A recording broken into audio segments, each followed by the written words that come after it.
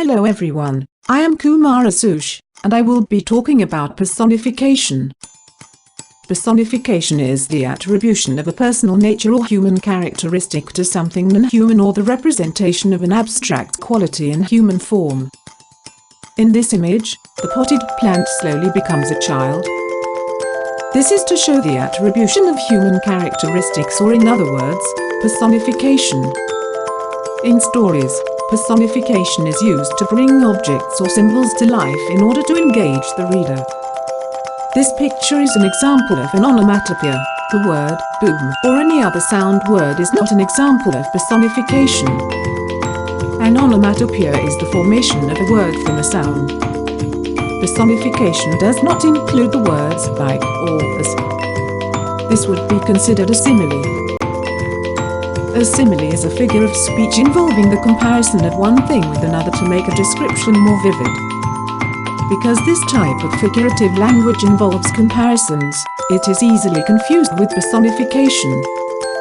The phrase, "as bright as the moon," is a simile because it includes the word as.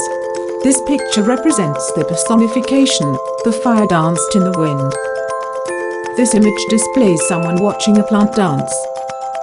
When the wind blows against the leaves of plants, people can describe them as dancing.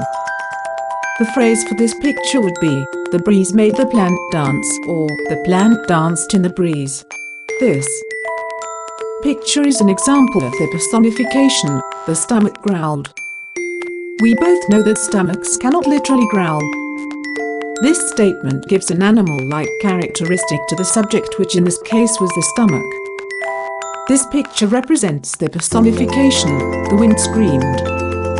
Again, the wind cannot literally scream, but it can make a sound resembling the sound of a scream. The phrase, "her hair is like starlight," is a simile. The key word, like, gives it away. In these illustrations, the mountain speaking trouble shows a man struggling to get to the top of the mountain, while the literal translation would show the mountain literally speaking trouble. This is to show the imagery of the mountain being a hard task to climb, being shown by the figure trying to climb the mountain.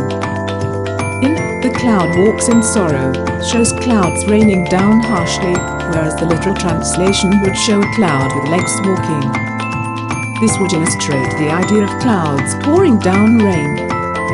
In "the darkness has sucked me in," shows a dark figure murdering another, whereas the literal translation would show an actual body being sucked into the darkness. The illustration portrays how the idea of evil has captivated someone into evil doings. In "the ocean creeps in silence," shows a man on a boat, where the waters are calm, whereas the literal translation shows the persona of the ocean creeping at the shores.